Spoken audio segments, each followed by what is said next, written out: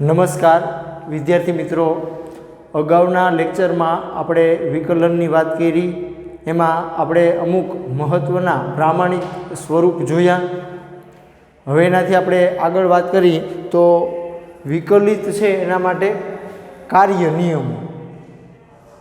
એટલે બે રાશિ છે, બે રાશિ એની વચ્ચે ગુણાકારનો સંબંધ હોય, બે રાશિ વચ્ચે ભાગાકારનો સંબંધ હોય, બે રાશિ વચ્ચે સરવાળાનો સંબંધ હોય, બે રાશિ વચ્ચે બાદબાકીનો સંબંધ હોય, તો એમાં વિકલન કેવી રીતે કરવું એના માટેના સૂત્ર આપણે સમજવાના છે. સૌથી પહેલાં આપણે અચળ હોય અચળ, તો એના વિકલન માટે શું કરવું? એટલે આપણે પહેલા નિયમની વાત કરી તો ડીના છેદમાં ડીએક્સ અને કે, જ્યાં કે છે અચળ છે. અચળ છે એટલે કે ધારો કે બરાબર હું એમ કહું કે 2 છે, તો અહીંયા આપણે 2 લેવાના થાય. તો આનું વિકલન શું થાય? આનું વિકલન થાય 0. બરાબર યાદ રાખજો વિદ્યાર્થી મિત્રો, અચળ હોય અચળ તો એનું વિકલન થશે 0. ઉદાહરણ હું તમને આપું કે ધારો કે આ રીતે છે, ડીના છેદમાં ડીટી અને અહીંયા 2 છે. વિદ્યાર્થી મિત્રો તમે જોઈ શકો કે અહીંયા સમયની સાપેક્ષે વિકલન કર્યું છે, ટીની સાપેક્ષે વિકલન કર્યું છે. હવે અહીંયા આપણા 2 છે એ અચળ છે, જો એ બદલાય નહીં. અગાઉ મેં તમને વિકલનની શરૂઆતની જે સમજૂતી છે એમાં વાત કરી હતી કે કોઈ એક રાશિ બદલાતી હોય તો એની સાથે બીજી રાશિ પણ બદલાતી હોય છે. જેવી રીતે આપણે એમ કહીએ કે આપણો સમય બદલાય તો એની સાથે પદાર્થનું સ્થાન પણ બદલાતું હોય, તો આપણે એમ કહીએ કે પદાર્થ ગતિમાં છે. સમય બદલાતો હોય કે 1 સેકન્ડ થાય એટલે પદાર્થ આ સ્થાને છે, 2 સેકન્ડ થાય એટલે પદાર્થ આ સ્થાને છે, 3 સેકન્ડ થાય એટલે પદાર્થ આ સ્થાને છે. સમય બદલાય છે, 1 સેકન્ડ 2 સેકન્ડ 3 સેકન્ડ સમય બદલાય છે, એની સાથે એનું સ્થાન બદલાય છે, સ્થાનમાં ફેરફાર થાય છે. તો આપણે એવું કહીએ કે આ પદાર્થ ગતિમાં છે, એટલે કે એને વેગ છે. અહીંયા તમે જોઈ શકો કે આપણો સમય બદલાય છે, પણ આ જે રાશિ છે એ અચળ રહે છે. સમય 0 સેકન્ડ હોય, 1 સેકન્ડ થાય, 2 સેકન્ડ થાય, 3 સેકન્ડ થાય, એ ક્યારેય અટકે નહીં. સમય સતત બદલાય છે, પણ અંશમાં આપણા 2 છે એ અચળ છે, એ બદલાતા નથી. તો આનું વિકલન શું થાય? 0. કારણ કે 2 છે એ અચળ છે. હાલો એનાથી આગળ આપણે બીજા નિયમની વાત કરી તો ડીના છેદમાં ડીએક્સ અને અહીંયા એક્સ, તો આનું વિકલન થશે 1. તમે જોઈ શકો કે અંશમાં ડીએક્સ થયું, અંશમાં ડીએક્સ થયું અને છેદમાં ડીએક્સ થયું. તો આ ડીએક્સ અને આ ડીએક્સ કેન્સલ થાય એટલે 1 વધે. ખાસ યાદ રાખજો, આ સ્થાન છે, સ્થાન એનું આપણે સ્થાનની સાપેક્ષે જ વિકલન કર્યું છે એવો અર્થ થયો. તમે આવું પણ વિચારી શકો કે ડીટીના છેદમાં ડીટી, તો આનો જવાબ પણ 1 આવે. સમયની સાપેક્ષે આપણે અહીંયા વિકલન કરી છે, તો અંશમાં ડીટી છે અને છેદમાં ડીટી છે, તો 2 કેન્સલ એટલે 1. એનાથી આગળ ત્રીજા નિયમની આપણે વાત કરી તો ડીના છેદમાં ડીએક્સ અને કેવાય. બરાબર સમજો, આ કોઈ વાય રાશિ છે અને આ કે છે એ અચળ છે, 2 હોય કે 3 હોય કે આ રીતે કોઈ અચળ સંખ્યા છે. તો આનું વિકલન શું થાય? તો સૌથી પહેલાં આપણે શું કરવાનું? આ અચળ હોય એને આપણે આગળ લઈ લેવાનું.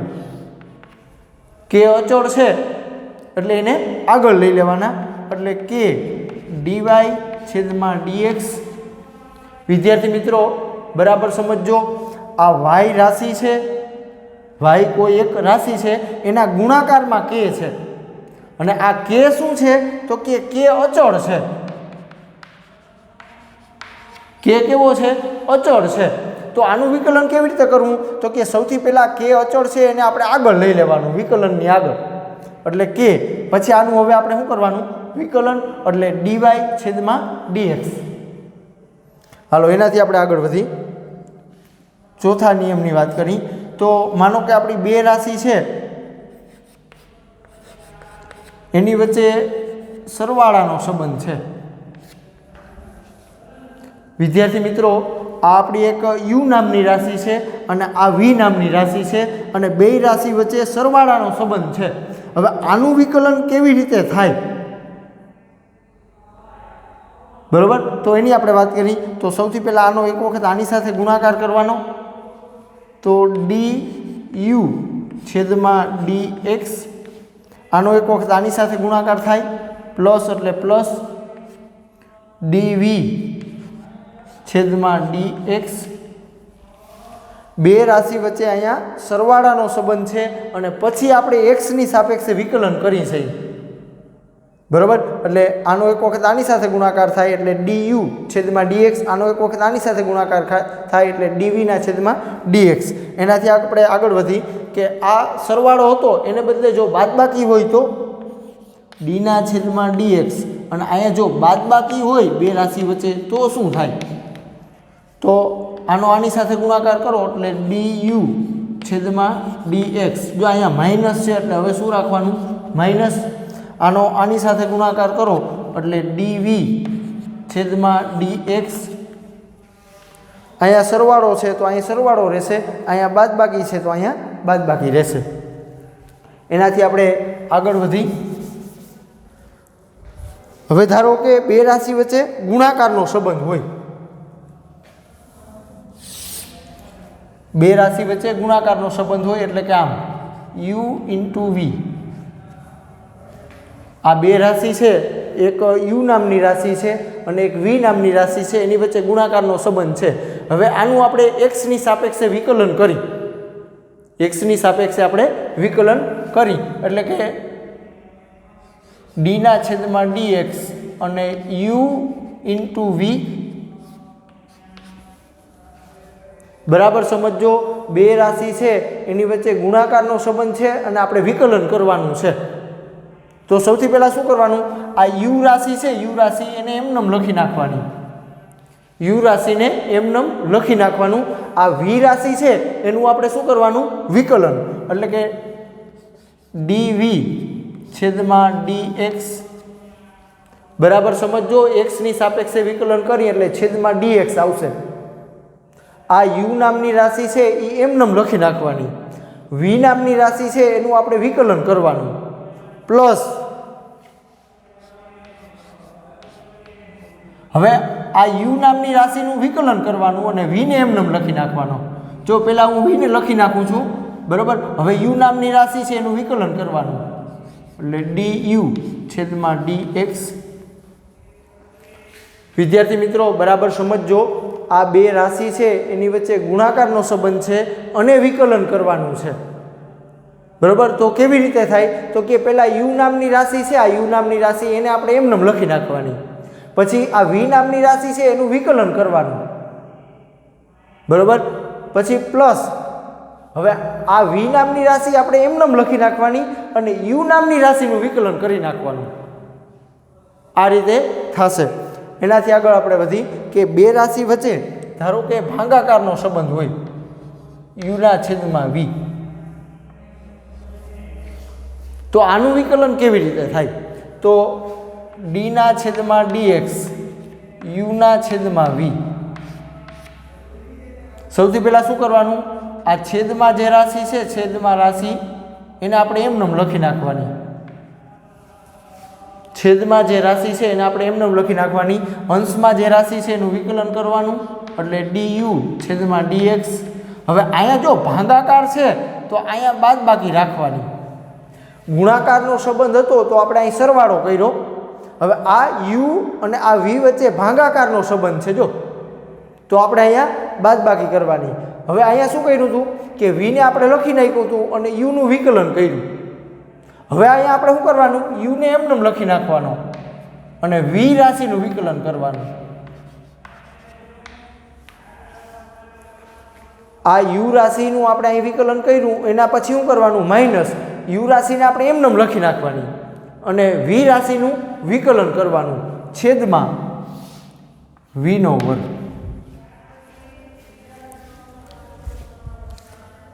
આ આપણો પાંચમું સૂત્ર છે, આ આપણું છઠ્ઠું સૂત્ર છે। હવે એનાથી આપણે આગળ વધી 7। હવે આમ આપ્યું હોય કે dy છેદમાં dx, dy ના છેદમાં dx, તો આના બરાબર તમે બીજું શું લખી શકો? તો એના બરાબર તમે આવું પણ લખી શકો dy છેદમાં dx એને ગુણ્યા du છેદમાં du।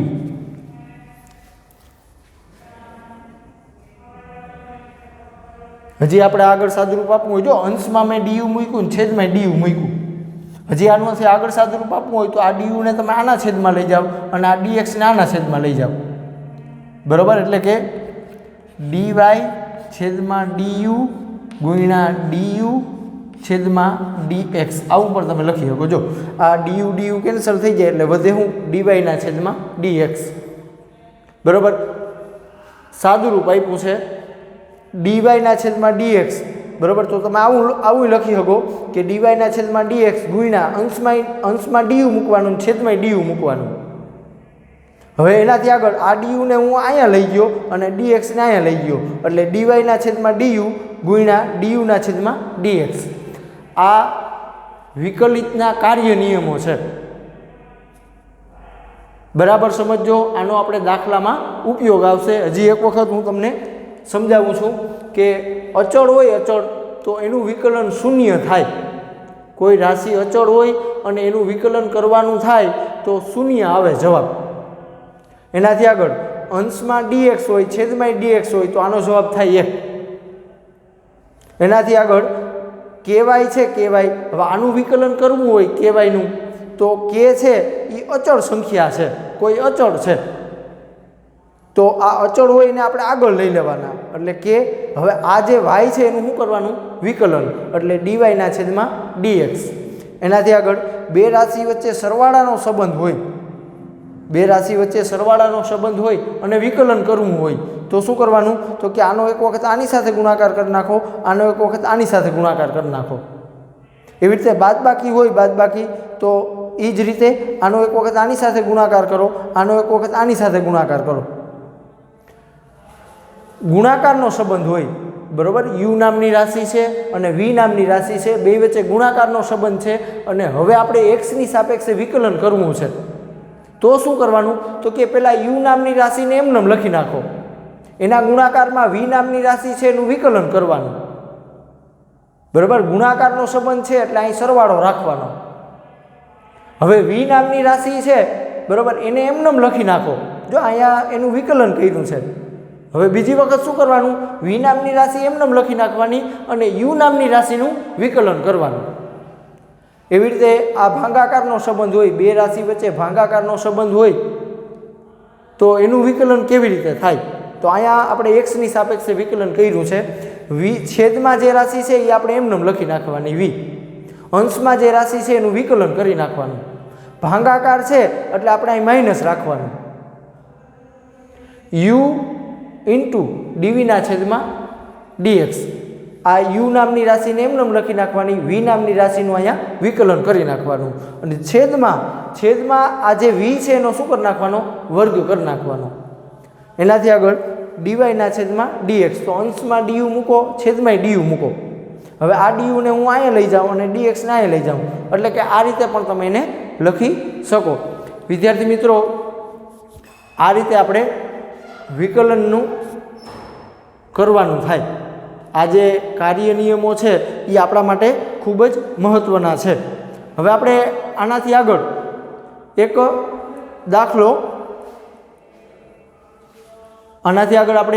દાખલો ગણવાનો પ્રયત્ન કરી।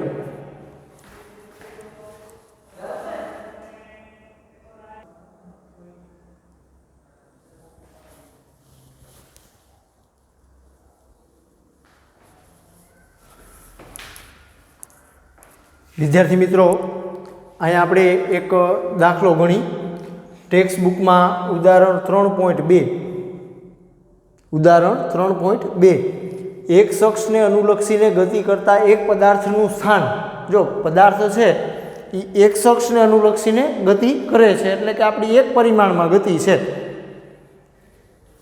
x બરાબર a પ્લસ બીટીનો વર્ગ વડે દર્શાવ્યું છે. જો પદાર્થના સ્થાન માટે આપણે સમીકરણ આપ્યું છે કે પદાર્થનું સ્થાન છે એ આ સમીકરણ અનુસાર બદલાય છે. જ્યાં a બરાબર છે 8.5 મીટર, બરાબર, જ્યાં આ a છે એ અચળ છે 8.5, b છે b એ પણ અચળ છે 2.5 મીટર પ્રતિ સેકન્ડનો વર્ગ. પછી આ t છે એ આપણો સમય છે અને એ સેકન્ડમાં છે. ટીનું માપન સેકન્ડમાં કરેલ છે. t બરાબર 0 સમયે તેનો વેગ કેટલો હશે? જો આ આપણો પહેલો પ્રશ્ન છે. t બરાબર 0 સમયે તેનો વેગ કેટલો હશે? 0 સેકન્ડ સમયે આપણે એનો વેગ શોધવાનો છે. સૌથી પહેલાં આપણે સ્થાન માટેનું સૂત્ર આપ્યું છે, એના ઉપરથી વેગ કેવી રીતે મળે? આપણી પાસે સ્થાન માટે સૂત્ર આપ્યું છે કે x બરાબર a પ્લસ બીટીનો વર્ગ. સ્થાન માટે આપણે આવું સમીકરણ આપ્યું છે. હવે આના ઉપરથી વેગ કેવી રીતે મળે? તો એના માટે આપણે થિયરીમાં શીખી ગયા કે સ્થાન હોય સ્થાન, એનું આપણે સમયની સાપેક્ષે વિકલન કરવું પડે, બરાબર. અગાઉ આપણે સરેરાશ વેગ છે, સરેરાશ વેગ, એના માટે આપણે આવું શીખી ગયા કે સરેરાશ વેગ બરાબર ડેલ્ટા એક્સ છેદમાં ડેલ્ટા ટી. થિયરીમાં આપણે આ વસ્તુ શીખા. હવે આનાથી આગળ સરેરાશ વેગ છે એના ઉપરથી જો તત્કાલીન વેગ લેવો હોય, જે તે ક્ષણે વેગ લેવો હોય, તો આ સમયગાળો છે એ આપણે શૂન્યની તદ્દન નજીક લેવો પડે, એટલે કે ડેલ્ટા ટી ટેન્ડ્સ ટુ 0 લક્ષની વિભાવનાનો ઉપયોગ કરવો પડે. તો આ આપણને શું મળે? સરેરાશ વેગ છે એ તત્કાલીન વેગ મળે. v બરાબર limit delta T tends to 0 delta x છેદમાં ડેલ્ટા ટી. લક્ષની વિભાવનાનો આપણે આ ઉપયોગ કર્યો. સરેરાશ વેગ છે એના ઉપરથી તત્કાલીન વેગ, એટલે કે જે તે ક્ષણે વેગ કેવી રીતે મળે? તો કે આપણો આ સમયગાળો હોય એ શૂન્યની તદ્દન નજીક લેવાનો. એટલે હજી આનાથી આગળ સાદુરૂપ આપો તો આપણે શું કહીએ કે dx છેદમાં dt. આ v બરાબર સૂત્ર થયું. વિદ્યાર્થી મિત્રો, થિયરીમાં આપણે સૂત્ર શીખ્યા કે આ સ્થાન છે, સ્થાન એનું સમયની સાપેક્ષે વિકલન કરવામાં આવે તો વેગ નામની ભૌતિક રાશિ મળે. આપણે આ સૂત્રનો અહીંયા ઉપયોગ કરવાનો થાય, બરાબર. આ x છે, x એનું t ની સાપેક્ષે વિકલન કરતા સ્થાન છે, સ્થાન, આ x એટલે આપણું સ્થાન છે, એનું આપણે t ની સાપેક્ષે વિકલન કરવાનું, એટલે કે dx છેદમાં dt બરાબર. બરાબરની આ બાજુ આપણે શું કર્યું? d ના છેદમાં dt લખ્યું છે, તો a પ્લસ bt નો વર્ગ. તમે જોઈ શકો કે આ x નામની રાશિ છે આપણે અહીં લખી. બીજું શું વધ્યું? તો કે d ના છેદમાં dx. તો અહીંયા પણ આપણે d ના છેદમાં dx લેવું પડે. ટૂંકમાં બંને બાજુ આપણે વિકલન કર્યું. હવે આપણે આ સ્થાન છે એનું સમયની સાપેક્ષે જો વિકલન કરવામાં આવે તો વેગ નામની ભૌતિક રાશિ મળશે, બરાબર. અત્યારે આપણે એને એમનેમ જ લખી કે dx છેદમાં dt બરાબર. હાલો, પહેલાં તો આ બે વચ્ચે સરવાળાનો સંબંધ છે અહીંયા, તો આનો એક વખત આની સાથે ગુણાકાર થશે, તો dA છેદમાં dt. જો આનો એક વખત આની સાથે ગુણાકાર થાય એવી રીતે આનો એક વખત આની સાથે ગુણાકાર થાય, પ્લસ d ના છેદમાં dt bt નો વર્ગ.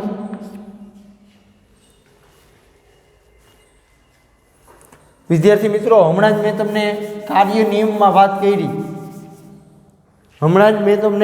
નિયમમાં વાત કરી કે બે રાશિ હોય, બે રાશિ એની વચ્ચે જો સરવાળો હોય આ રીતે u પ્લસ v હોય તો આનું વિકલન કેવી રીતે થાય? તો કે d ના છેદમાં dx u પ્લસ v. આનો એક વખત આપણે આની સાથે ગુણાકાર કર્યો તો du છેદમાં dx. આનો એક વખત આની સાથે ગુણાકાર કર્યો હતો એટલે પ્લસ ડીવી છેદમાં ડીએક્સ, આનો આપણે એક વખત આની સાથે ગુણાકાર કર્યો, આનો એક વખત આપણે આની સાથે ગુણાકાર કર્યો, પ્લસ છે એટલે પ્લસ જ રાખ્યું હતું.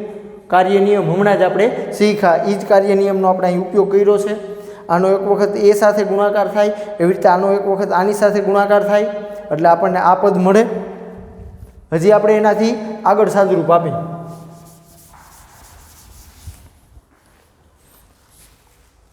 તો હવે આપણે વિકલન કરવાનું શરૂ કરી. તો કે આ સ્થાન છે એનું સમયની સાપેક્ષે વિકલન થાય એટલે વેગ નામની રાશિ મળે. હમણાં જ મેં તમને ગણતરી કરીને સમજાવ્યું કે વી બરાબર સ્થાનનું સમયની સાપેક્ષે વિકલન એટલે વેગ નામની ભૌતિક રાશિ મળે. આ અચળ છે, જો એ છે એ 8.5 અચળ છે, સમય બદલાતો હશે પણ આ રાશિ કેવી છે? અચળ છે. અચળ છે તો એનું વિકલન શું થાય? શૂન્ય થાય. હમણાં જ મેં તમને કાર્ય નિયમમાં વાત કરી હતી. એનાથી આગળ આ બે વચ્ચે ગુણાકારનો સંબંધ છે અને બી પાછો કેવો છે? અચળ છે. બી જો 2.5 છે એટલે એ અચળ છે.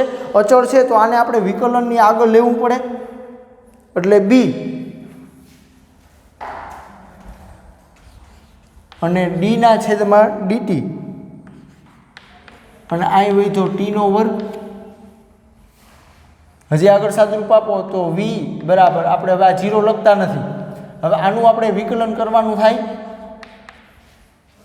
બરાબર, જો અહીંયા ટીનો વર્ગ છે અને અહીંયા ખાલી ટી છે, બરાબર, સમયની સાપેક્ષે વિકલન છે.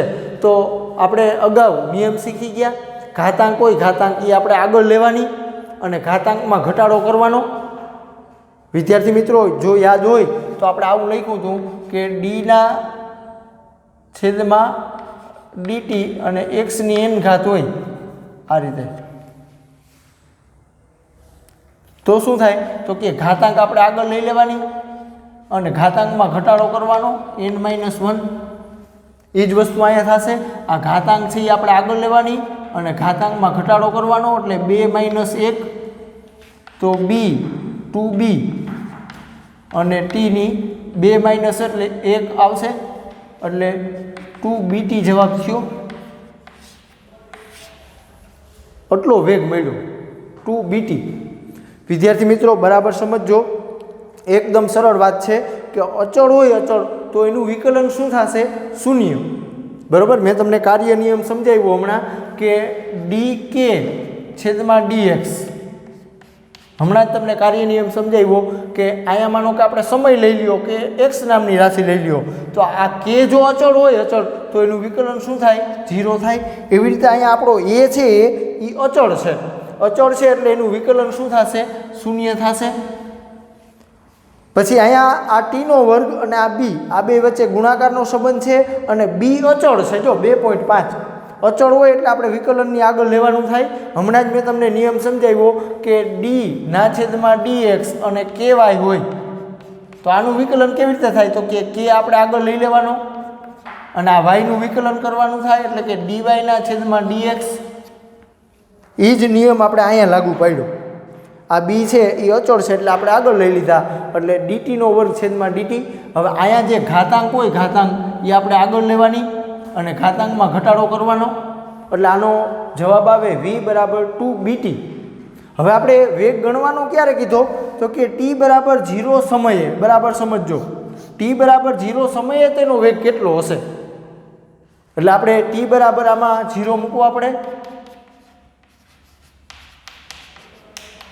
વેગ આપણે જાણવો છે પણ 0 સેકન્ડે એટલે આપણે અહીં 0 મૂકવાનો થાય. t દેખાય અહીંયા તો v બરાબર શું મળ્યું? 0 મળ્યું.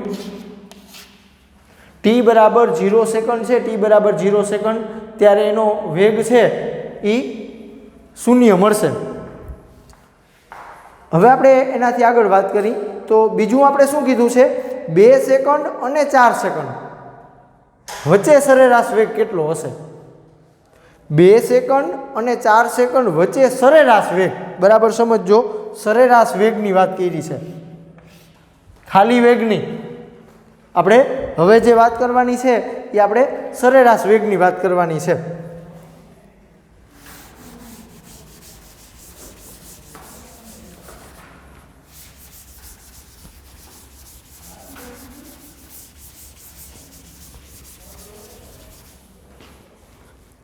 સૌથી પહેલાં આપણે સરેરાશ વેગ શોધવું હોય તો શું કરવું પડે? તો આપણી પાસે સૂત્ર છે સરેરાશ વેગ બરાબર સ્થાનાંતર છેદમાં સમયગાળો.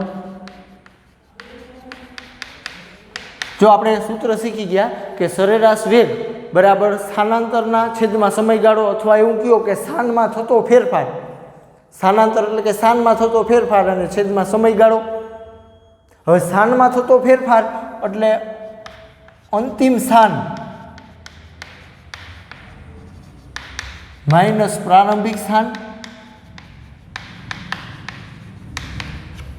છેદમાં સમયગાળો એટલે કે અંતિમ સમય માઇનસ પ્રારંભિક સમય. બરાબર સમજો.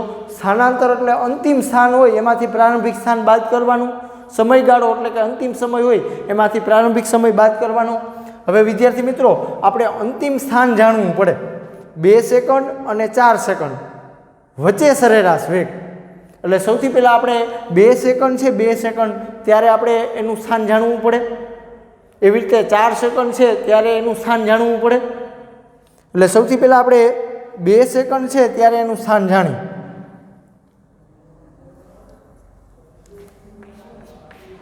બે સેકન્ડ સમયે સ્થાન.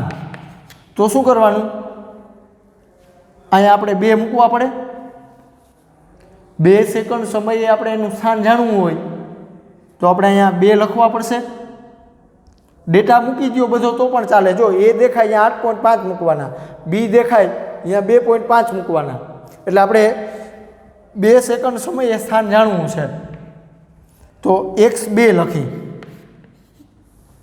2 સેકન્ડ છે એટલે સફિક્સમાં આપણે અહીંયા 2 લખી નાખી, x2 બરાબર. હાલો, એ દેખાય અહીંયા કેટલા લખવાના કીએ છે? 8.5. પછી પ્લસ એટલે પ્લસ. બી દેખાય અહીંયા કેટલા લેવાના કીએ છે? 2.5. ટી દેખાય અહીંયા કેટલા લેવાના કીએ છે? 2 સેકન્ડ સમયે સ્થાન જાણવું છે એટલે ટી બરાબર આપણે 2 લેવા પડે. તો આપણે અહીં 2 લખીએ એટલે 2 નો વર્ગ. આનું આપણે સાદુરૂપ આપવાનું. 8.5 પ્લસ 2 નો વર્ગ એટલે 4 બરાબર. 25 ચોક 100 એટલે આનો જવાબ 10 આવશે. એટલે આ 10 અને 8.5 એટલે 18.5 આવશે.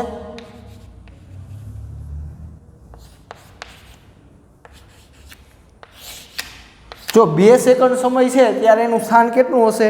18.5 મીટર. હવે એવી રીતે આપણે બીજું શું ગણવું પડે? એવી જ રીતે આપણે 4 સેકન્ડ છે, 4 સેકન્ડ સમયે સ્થાન જાણવું પડે. તો એના માટે આપણે ટી બરાબર 4 સેકન્ડ લેવા પડે. હવે આપણે 4 સેકન્ડ સમય છે ત્યારે સ્થાન જાણવું છે તો આપણે x4 લખીએ અહીંયા. હાલો, એ દેખાય અહીંયા કેટલા લેવાના કીએ છે? 8.5. બી દેખાય અહીંયા કેટલા લેવાના કીએ છે? 2.5. અને ટી દેખાય અહીંયા આપણે હવે 4 સેકન્ડ છે એટલે 4 નો વર્ગ આવશે. 8.5 પ્લસ 2.5 ગુણ્યા 4 નો વર્ગ એટલે 16, 4 ચોક 16 બરાબર. આ 2 નો ગુણાકાર કરશો એટલે 40 જવાબ આવશે. 8.5 પ્લસ 40 તો 48.5 મીટર આવશે.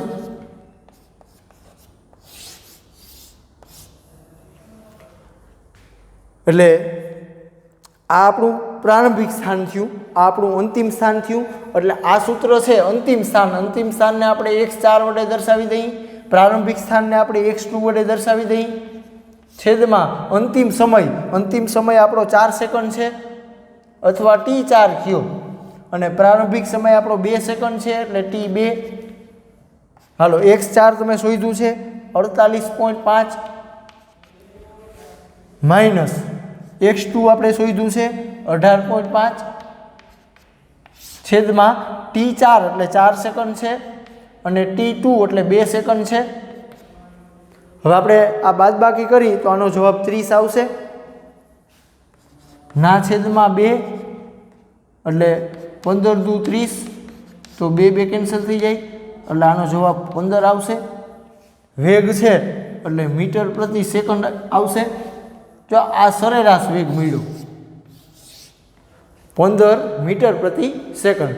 એટલે વિદ્યાર્થી મિત્રો વિકલનના પ્રમાણિત સ્વરૂપ અને વિકલિતના કાર્ય નિયમો એ જે મેં સમજાવ્યા એ તમારા માટે ખૂબ જ મહત્ત્વના છે. આ નિયમોનો આપણે ઘણી જગ્યાએ ઉપયોગ પણ આવશે. આ વિકલન આધારિત આપણે એક દાખલો અત્યારે સમજ્યા છે. વિદ્યાર્થી મિત્રો બરાબર સમજો. નિયમિત વેગ છે, નિયમિત વેગ. નિયમિત વેગ, કોઈ પદાર્થ નિયમિત વેગ ધારણ કરતો હોય તો એનો સરેરાશ વેગ આટલો જ હોય. નિયમિત ગતિ થતી હોય ટૂંકમાં તો એનો વેગ અને સરેરાશ વેગ એ બે કેવા હોય? એક સમાન જ હોય. ખાસ સમજો, કોઈ પદાર્થ નિયમિત ગતિ કરતો હોય, નિયમિત ગતિ એટલે મેં તમને સમજાવ્યું હતું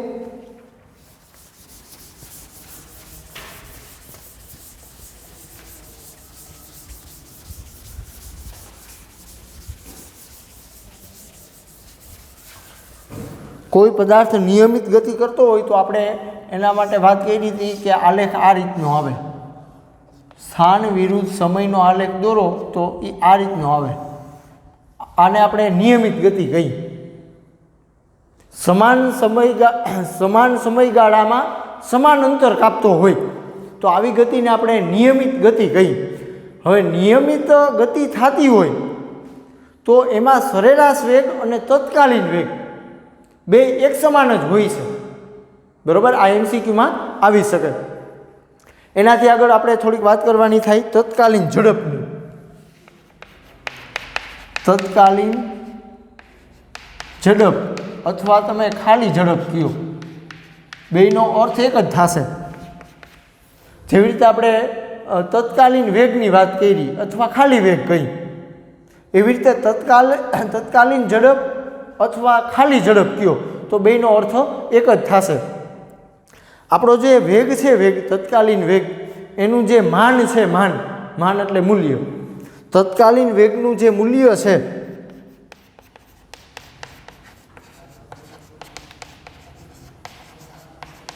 જો મૂલ્ય લખું છું, તત્કાલીન વેગનું જે મૂલ્ય હોય એ જ આપણી ઝડપ કહેવાય. તત્કાલીન વેગ એટલે કે જે તે ક્ષણે વેગ, એનું જે મૂલ્ય છે એને તમે ઝડપ કહી શકો અથવા તત્કાલીન ઝડપ કહી શકો. હું તમને એમ કહું કે વેગ છે, વેગ એ +24 મીટર પ્રતિ સેકન્ડ અને આમ કીધું હોય કે -24.0 મીટર પ્રતિ સેકન્ડ. બરાબર? વેગ છે, વેગ એ 24 મીટર પ્રતિ સેકન્ડ અને પાછું આપણે બીજી વખત એવું લખ્યું કે વેગ છે એ -24.0 મીટર પ્રતિ સેકન્ડ છે. તો આની તત્કાલીન ઝડપ કેટલી કહેવાય? 24 મીટર પ્રતિ સેકન્ડ જ થશે. તત્કાલીન ઝડપ છે, બરાબર, એ ધન જ ટૂંકમાં આવશે. એટલે ઝડપ છે એ 24 મીટર પ્રતિ સેકન્ડ કહેવાશે અને તત્કાલીન વેગ છે, બરાબર, એ કદાચ માઇનસ હોય 24 મીટર પ્રતિ સેકન્ડ, પણ એની ઝડપ તમારે કેવી લેવાની? પ્લસ લેવાની. એટલે આ શબ્દ આપણા માટે ખૂબ જ મહત્ત્વનો છે. તત્કાલીન વેગનું મૂલ્ય હંમેશા કેવું હોય? ધન જ હોય. એટલે આ વસ્તુ છે એ બરાબર સમજજો. આનાથી આગળ આપણે ચર્ચા કરીશું નેક્સ્ટ લેક્ચરમાં સંકલનની. વિદ્યાર્થી મિત્રો, આજે જે આપણે ઉદાહરણ હમણાં ગણ્યું, બરાબર, અને વિકલિતના કાર્ય નિયમો લખ્યા, 7 કાર્ય નિયમો આપણે જોયા અને ઉદાહરણ છે એ સેટ નોટમાં તમારે લખવાનું છે અને નેક્સ્ટ લેક્ચરમાં આપણે સંકલનની વાત કરશું.